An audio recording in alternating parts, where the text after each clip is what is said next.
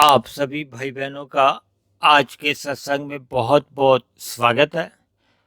आज के सत्संग का विषय है आत्मा। लेकिन संसार में अक्सर आपके हमारे बोलने में आ जाता है कि ये पुण्यात्मा है, ये पापात्मा है। देखिए, आत्मा तो अपने आप में शुद्ध होती है। अक्सर देखिए, आपको इन दो शब्दों पे थोड़ा सा अचंभा हो रहा होगा, लेकिन अक्सर क्योंकि लोगों के इसके ऊपर ना भ्रम होते हैं, बात समझ नहीं आती, तो मैं आपको एक क्रमबद्ध तरीके से इसके ऊपर थोड़ा अपने विचार शास्त्रों के आधार पर आपको बताने जा रहा हूं। देखिए, आत्मा वैसे तो अपने आप में ही शुद्ध है, आत्मा अशुद्ध नहीं होती। लेकिन हमारे साधारण जब बोलचाल में हम कहते हैं ना पुण्यात्मा या पापात्मा, पुण्यात्मा का मतलब ये है कि जिसने पुण्य अधिक की होती है। क्योंकि देखिए, जब आत्मा एक भौतिक शरीर में के साथ जन्म लेती है तो ये तो समझा ही जा सकता है कि अभी मुक्ति नहीं हुई। देखिए, जब जब हम स्थूल शरीर के साथ जन्म लेते हैं तो इसका मतलब तो ये हुआ ना, हम अभी बंधन में हैं। जब बंधन समाप्त हो जाता है तो फिर आत्मा को मरने के बाद आध्यात्मिक शरीर की प्राप्ति होती है। जबकि भौतिक जगत में आपको अक्सर पहले भी कहा था कि शास्त्रों में 84 लाख तरह की योनियां बताई गई और 84 लाख तरह की योनियों में मनुष्य से ऊपर की भी योनियां हैं और मनुष्य से नीचे की भी योनियां हैं। तो ये जो आज हम चर्चा करने जा रहे हैं वो केवल एक मनुष्य के ऊपर ही आधारित है। देखिए, मनुष्य से ऊपर की योनियों में जाने वाली जितनी भी आत्मा है वो तो पुण्यात्मा है, क्योंकि उनमें सतोगुण अधिक रहा होगा तभी तो ऊपर की योनियों में उनका जन्म हुआ है। या ऐसे जन्म लेने वालों की पिछले मनुष्य योनि में इच्छा बनी रही होगी।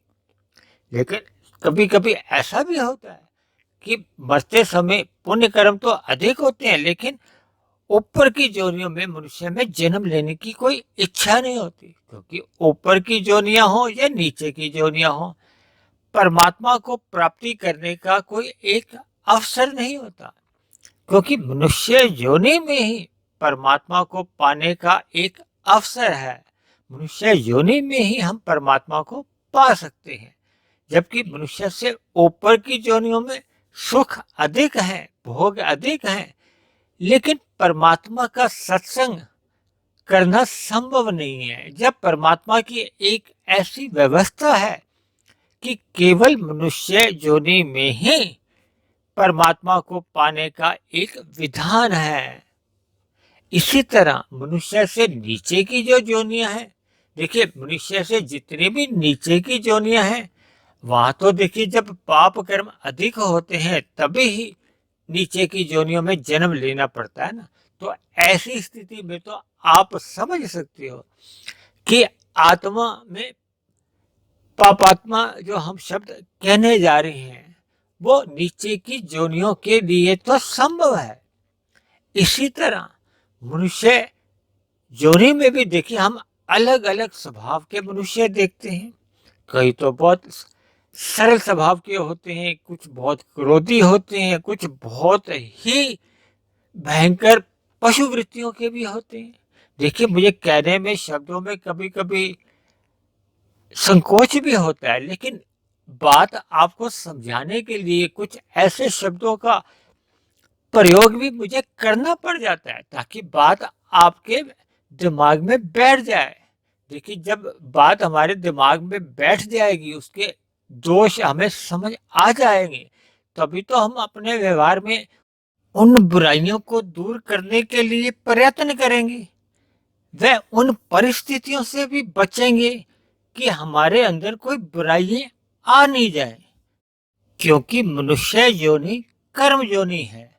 मनुष्य योनि में किए गए सभी कर्म लिखे जाते हैं। यदि हम पुण्य कर्म करते हैं तो भी लिखे जाते हैं, यदि हम पाप कर्म करते हैं तो भी लिखे जाते हैं, यदि हम निष्काम कर्म करते हैं तो फिर वो लिखे नहीं जाते। यानी कि जो निष्काम भाव से हम कर्म करते हैं वो लिखे नहीं जाते, क्योंकि गीता में तो श्री कृष्ण भगवान जी ने निष्काम कर्म करने के लिए ही कहा है। क्योंकि सकाम कर्म चाहे पाप कर्म है चाहे पुण्य कर्म है, भले ही पाप कर्मों से पुण्य कर्म तो अच्छे होते हैं, लेकिन दोनों ही कर्म बंधन का कारण होते हैं। और मनुष्य योनि, ऐसा कि अभी कहा था कि हम मनुष्य योनि में ही परमात्मा को जान सकते हैं, समझ सकते हैं, और सबसे बड़ी बात है कि हम परमात्मा को मनुष्य योनि में ही पा सकते हैं। यानी कि जो 84 लाख योनियों में जो जन्म मरण का जो एक बंधन है, उस बंधन से हम छुटकारा पाकर आध्यात्मिक शरीर की प्राप्ति कर सकते हैं, यानी कि हम मायातीत हो सकते हैं। अब हमें जो आत्मा को पुण्यात्मा कहा जाता है या पापात्मा कहा जाता है, उसके पीछे जो मूलभूत जो कारण है ना, वो कर्मों का नहीं होता, वो हमारे बने हुए संस्कारों का फलस्वरूप कहा जाता है। देखिए, जिसमें शुभ संस्कार अधिक होते हैं उसको पुण्यात्मा कहा जाता है। जिसके अंदर अशुभ संस्कार यानी कि बुरे संस्कार बन चुके होते हैं, उसको हम पापात्मा कहते हैं। अब हम इस पर थोड़ा क्रमबद्ध तरीके से बात करते हैं। देखिए, मनुष्य योनि में ही किए गए कर्मों का फल होता है। मनुष्य से ऊपर की योनियों में कर्म नहीं लिखे जाते, और मनुष्य के नीचे की योनियों के भी कर्म लिखे नहीं जाते। मनुष्य से नीचे के योनियों के जितने भी कर्म होते हैं, क्रियाएं होती हैं, वो प्रकृति की प्रेरणा से होती हैं। मनुष्य से ऊपर की योनियों के जो मुख्य रूप से देवी देवता आते हैं, उनके द्वारा जितनी भी क्रियाएं होती हैं वो परमात्मा की प्रेरणा से, परमात्मा की शक्तियों द्वारा ही संपन्न होती है। केवल मनुष्य योनि में ही परमात्मा ने मनुष्य को स्वतंत्रता दे रखी है। किसकी? कर्म करने की। और जैसे जैसे हम कर्म करते हैं, क्योंकि हमारे, देखिए, पहले भी आपको बार बार बताया है कि हमारे 3 शरीर होते हैं, स्थूल शरीर, सूक्ष्म शरीर और कारण शरीर। स्थूल शरीर तो देखिए सभी लोग परिचित रहते हैं कि पृथ्वी, जल, अग्नि, वायु, आकाश का बना है, और मरने पे इसी 5 तत्वों में विलीन हो जाता है। लेकिन हमारा सूक्ष्म शरीर और कारण शरीर आत्मा और परमात्मा के साथ अपने किए गए कर्मों के आधार पर फिर एक नए स्थूल शरीर में प्रवेश कर जाते हैं। देखिए, मनुष्य योनि में हम जितने भी सकाम भाव से कर्म करते हैं या निष्काम भाव से भी जो कर्म करते हैं, सकाम भाव के कर्म लिखे जाते हैं, लेकिन निष्काम भाव के कर्म लिखे नहीं जाते। लेकिन दोनों ही किए गए कर्मों द्वारा हमारे अंदर एक संस्कार बनते हैं। देखिए, संस्कार बहुत ही सूक्ष्म विषय है, ये हमारे कारण शरीर में बनते हैं। देखिए, सूक्ष्म शरीर में मुख्य रूप से वैसे तो 17 तत्व होते हैं, उसकी आज हम चर्चा नहीं कर रहे, लेकिन मुख्य रूप से जो आप और हम समझ सकते हैं, उसमें मन और बुद्धि होते हैं। देखिए, मन में हमारे विचार उठते रहते हैं, वृत्तियां उठती रहती हैं, फुरने उठते रहते हैं, अब हम ये करें, अब हम ये करें, इससे बचें। यानी कि देखिए, मनुष्य का एक ऐसा स्वभाव है कि वो सदा ही सुख प्राप्ति के लिए कुछ ना कुछ करता रहता है, और दुख की निवृत्ति चाहता है। यानी कि जितने उसके पास दुख आ चुके होते हैं उनसे वो बचना चाहता है, लेकिन सदा ही सुख पाने की उसमें प्रवृत्ति बनी रहती है। उसी के लिए ही सभी उसके कर्म को हो, क्रियाएं को, वो होती ही रहती है। यानी मनुष्य पुण्य कर्म करता है या पाप कर्म करता है, केवल सुख पाने की इच्छा से ही करता है। इसी तरह मनुष्य स्थूल कर्म के साथ साथ मानसिक कर्म भी करता रहता है, जो हम चिंतन करते हैं। देखिए, हम स्थूल रूप से कर्म करते हैं, काम भाव से करते हैं या निष्काम भाव से करते हैं, या मानसिक चिंतन करते रहते हैं, यानी जिनको कि आप मानसिक कर्म भी कह सकते हैं। देखिए, मानसिक कर्मों का भले ही सुख दुख रूपी फल नहीं आता, लेकिन इन सभी क्रियाओं द्वारा, यानी कि कर्मों द्वारा भी और मानसिक कर्मों द्वारा भी हमारे संस्कार बनते हैं। ये सभी संस्कार हमारे कारण शरीर में रहते हैं। जैसे हमारे सभी कर्मों का जो एक कर्माशय बनता है, वो भी कारण शरीर में रहता है। केवल सूक्ष्म शरीर में हमारे विचार उठते रहते हैं, यानी कि हमारा कारण शरीर एक ऐसा स्टोर रूम है जिसमें कर्माशय भी रहता है और संस्कार भी बनते रहते हैं। शुभ संस्कार भी हो सकते हैं, अशुभ संस्कार भी हो सकते हैं। देखिए, ये तो एक साधारण सी बात है। जब हम पाप कर्म करते हैं तो हमारे अंदर अशुभ संस्कार बनते हैं। यदि हम पुण्य कर्म करते हैं, निष्काम भाव से कर्म करते हैं, जब परमात्मा के ज्ञान मार्ग पर चलते हैं, भक्ति मार्ग पर चलते हैं, तो हमारे शुभ संस्कार बनने लगते हैं। देखिए, संस्कार मनुष्य योनि में ही बनते भी हैं और बिगड़ते भी हैं। देखिए, अगर हमारे अंदर कोई शुभ संस्कार अगर बने हुए हैं, अगर मनुष्य अब कुसंग अधिक करता है, तो फिर वो बने हुए जो शुभ संस्कार भी है, यानी शुभ संस्कार कमजोर होने लगते हैं और एक ऐसा समय भी आ सकता है कि वो शुभ संस्कार समाप्त भी हो जाते हैं और उसके स्थान पे फिर क्योंकि कुसंग अधिक हो रहा है इसलिए अशुभ संस्कार बनने लगते हैं। तो ये संस्कार बनते भी हैं और हमारे बिगड़ते भी हैं, लेकिन केवल और केवल मनुष्य योनि में ही संस्कार बनते हैं और बिगड़ते हैं। जैसे ही मनुष्य योनि में हमारी मृत्यु हो जाती है तो ये जो संस्कारों का जो एक कुंज होता है ना, इस पे ताला लग जाता है। देखिए, कर्माशय का ताला नहीं लगता। यानी कि अगर मनुष्य के पाप कर्म अधिक हो जाते हैं पुण्य कर्मों की तुलना में, क्योंकि हमने आपको अक्सर अपनी चर्चाओं में ये बताया है कि मनुष्य योनि तभी मिलती है जब हमारे संचित कर्माशय में पाप और पुण्य कर्मों की तुल्यता आ जाती है। यानी कि पाप कर्म मान लो 500 है तो पुण्य कर्म भी अगर 500 है तो मनुष्य योनि की प्राप्ति हो जाती है।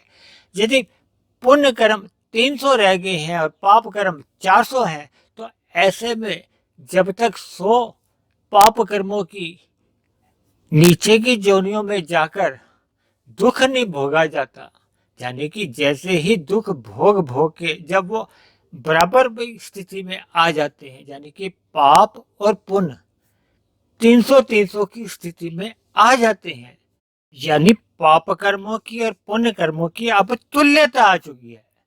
तो ऐसी स्थिति बनने पर शास्त्रों का जो देखिए सिद्धांत है कि पाप और पुण्य कर्मों की तुल्यता होने पे मनुष्य योनि की प्राप्ति हो जाती है। लेकिन पिछले मनुष्य योनि में जो उसके संस्कार बने हुए थे उनको तो ताला लग गया था। देखिए, बात बहुत ही एक गंभीर है, इसको ध्यान से समझिए कि पिछले मनुष्य योनि में जैसे ही मृत्यु होती है तो संस्कारों का ताला लग जाता है, यानी कि संस्कार उसके यथा स्थिति में बने रहते हैं। अब नीचे की योनियों में गया तो वहां पे पाप कर्मों का उसका फल भोगना पड़ता है। जैसे ही पाप कर्मों का फल वो भोग लेता है, भले ही 1 योनि में, 10 योनि में, 1000 योनि में, लाख योनि में, चाहे करोड़ों योनि, अरबों योनि में भुगतनी हो। देखिए, मैंने तो वो 300 का एक आपको एक सामान्य उदाहरण दिया था। यानी कि जितने भी पाप कर्मों का जब वो फल भोग लेता है और बचे हुए पाप कर्म पुण्य कर्म की तुल्य की स्थिति में आ जाते हैं, तो ऐसी स्थिति में उसको पुनः मनुष्य योनि की प्राप्ति हो जाती है। अब क्योंकि मनुष्य योनि की प्राप्ति तो हो गई कर्मों के आधार पर, लेकिन उसका क्योंकि संस्कारों का तो ताला लगा हुआ था और वो अब पुनः मनुष्य योनि पाते ही वो ताला फिर पुनः खोल दिया जाता है। परमात्मा की देखिए एक ऐसी व्यवस्था है कि मनुष्य योनि में ही कर्म भी बन लिखे जाते हैं और संस्कार भी बनते हैं। लेकिन पाप कर्मों का तो हम फल भोगाते हैं, लेकिन संस्कार यथास्थिति में क्योंकि बने रहते हैं, इसीलिए देखिए संस्कार ही तो अगर हमारे बुरे संस्कार है तो इसका मतलब वो पापात्मा है, क्योंकि मनुष्य योनि का जन्म तो कर्मों के आधार पर मिलता है, संस्कारों के आधार पर तो मिलता नहीं है। इसलिए जो उसके बुरे संस्कार अधिक होते हैं तो फिर वो अपने उन बुरे संस्कारों के साथ ही जन्म लेता है। इसलिए अब जब तक वो उन बुरे संस्कारों को सत्संग के द्वारा या अपनी दिनचर्या सुधार कर उनको शुभ संस्कारों में बदल नहीं लेता तब तक उसका स्वभाव नहीं बदलता।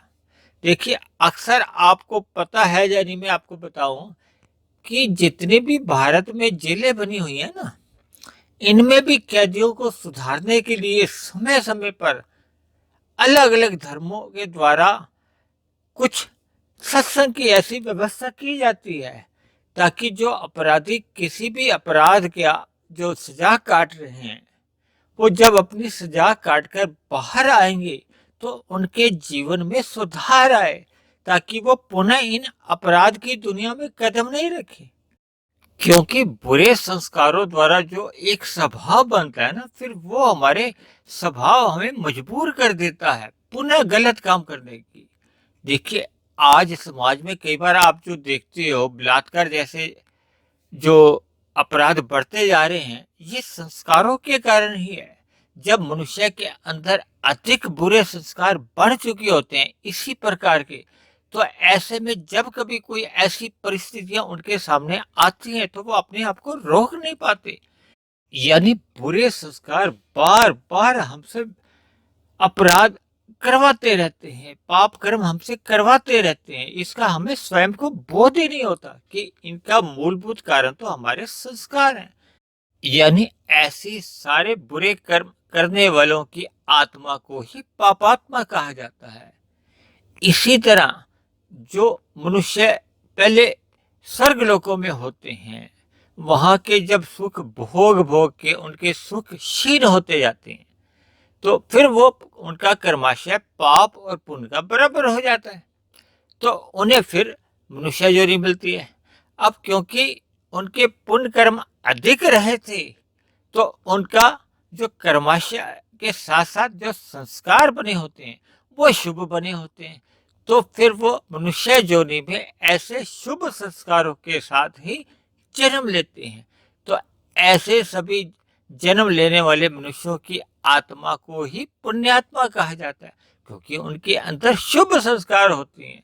इसलिए ऐसे पुण्यात्मा पुण्य से मनुष्य योनि पाकर उनका एक सहज ही स्वभाव होता है कि वो सत्संग की ओर सहज ही आकर्षित होते हैं। लेकिन फिर भी हमें ऐसा भूलना नहीं चाहिए कि मनुष्य योनि में ही हमारे संस्कार बनते भी हैं और बिगड़ते भी हैं। इसलिए हमें सावधान भी रहना है, ताकि हमारे बने हुए जो शुभ संस्कार हैं वो किसी कारणवश यानी कि कुसंग करने से बिगड़ ना जाए। इसीलिए जिन मनुष्यों के बुरे संस्कार बने हुए हैं, यानी कि जिनको हमने आज की चर्चा में पापात्मा कहा है, तो ऐसे सभी मनुष्यों के लिए एक अवसर है मनुष्य योनि का कि वो जितना अधिक इन बुरे संस्कारों को दग्ध बीज करते जाएंगे, यानी कि समाप्त कर देंगे, तो ऐसे में उनकी पापात्मा भी पुनः से पुण्यात्मा बन जाएगी। देखिए, ये परमात्मा की एक ऐसी व्यवस्था है। देखिए, एक साधारण बोलचाल में अगर हम किसी को ये कहते हैं कि आपकी आत्मा पापात्मा है, तो उसको बुरा लगेगा, लेकिन एक पुण्यात्मा अक्सर कहा जाता है। देखिए, आम बोलचाल में या कभी भी किसी के प्रति कुछ शब्द प्रकट होते हैं तो पुण्यात्मा कहकर ही शब्दों को, अपने वाक्यों को संबोधित किया जाता है। लेकिन मेरी आप सभी भाई बहनों से विनती है कि देखिए, मनुष्य जीवन पाकर हमें अपना जीवन सत्संग में ही गुजारना चाहिए। यानी कि सत्संग का मतलब है कि हमारी दिनचर्या सतोगुनी अवस्था में बनी रहनी चाहिए। देखिए, जो बाहर के तमोगुण है, रजोगुण है, उनको तो हम नहीं रोक सकते, लेकिन हम जैसा जैसा संग करते हैं, यानी कि हमें तमोगुणी व्यक्तियों से, मनुष्यों से दूर रहना चाहिए। हमें केवल सत्संग ही करना है। सत्संग का मतलब केवल एक सुनने से और पढ़ने तक ही सीमित नहीं रखना। हमें अपनी दिनचर्या ऐसी रखनी है ताकि हमारा उन लोगों के साथ ही संग बना रहे जिससे हमारा शुभ संस्कार बने, जब हमारे अंदर कभी भी अशुभ संस्कार उनके कारण न बनने पाए, यानी कि हमें अपनी दिनचर्या, अपनी गतिविधियां सभी की सभी सत्वगुणी अवस्था में ही रखनी होगी। मैंने कहा ना, देखिए हमारे अंदर जो सूक्ष्म शरीर है, चिंतन करना तो हमारा काम है ना। देखिए हम कभी कभी स्थूल शरीर को तो नहीं रोक सकते, लेकिन हम अपने मन में और सदा ही शुभ चिंतन तो कर ही सकते हैं, ताकि हमारे कारण शरीर में अगर अशुभ संस्कार अभी भी शेष है तो वो धीरे धीरे समाप्त होते जाएंगे। इसलिए आप सभी भाई बहनों से मेरी विनती है कि जीवन में सदा सत्संग करते रहिए। देखिए आपको ये सोचने की जरूरत ही नहीं है कि आप पापात्मा हो या पुण्यात्मा हो। आप केवल मनुष्य जोनी मिली है, केवल अपनी दिनचर्या ऐसी रखें कि आपका सतोगुण का ही संग बना रहे, जिसके फलस्वरूप हम अपने कर्तव्यों का पालन भी आसानी से कर सकते हैं। देखिए जब मनुष्य सतोगुणी अवस्था में रहता है तो उसका ज्ञान बना रहता है। जब हम रजोगुण में रहते हैं तो हमारा ज्ञान धुंधला हो जाता है, और जब मनुष्य तमोगुण की स्थिति में होता है तो वो अज्ञानता में आ जाता है, उसको सही गलत का पता ही नहीं है, तो ऐसे में वो गलत काम कर जाता है। इसलिए आप सभी भाई बहनों को मेरी विनती है कि जीवन में सत्संग करना सदा अपना स्वभाव बनाए रखें, ताकि हमारी आध्यात्मिक उन्नति निरंतर होती रहे, अर्थात हमारा जीवन सार्थक हो, सफल हो। इन्हीं शब्दों के साथ आज की चर्चा को हम यहीं समाप्त करते हैं। आप किसी भाई बहन का कोई प्रश्न हो, कोई बात समझ में नहीं आई हो, तो नीचे दिए गए कमेंट्स बॉक्स में आप अपना विचार भी लिख सकते हैं, अपना प्रश्न भी लिख सकते हैं। कोई आपका सुझाव हो तो आप अपना सुझाव भी लिख सकते हैं। मेरी उन सभी भाइयों से भी क्षमा चाहता हूँ यदि कुछ लोगों को इस पापात्मा शब्द से थोड़ा मन में दर्द हुआ हो। देखिए हम जितना अधिक वास्तविक बातों से परिचित होते जाते हैं तो हमारा जीवन सुधरता जाता है, लेकिन फिर भी किसी मेरी बात से आपको कोई आपत्ति हो तो मैं उसके लिए क्षमा चाहता हूँ। तो कल फिर मिलते हैं एक नए विषय को लेकर, एक नए संदेश के साथ। तब तक आप सभी भाई बहनों का बहुत बहुत धन्यवाद।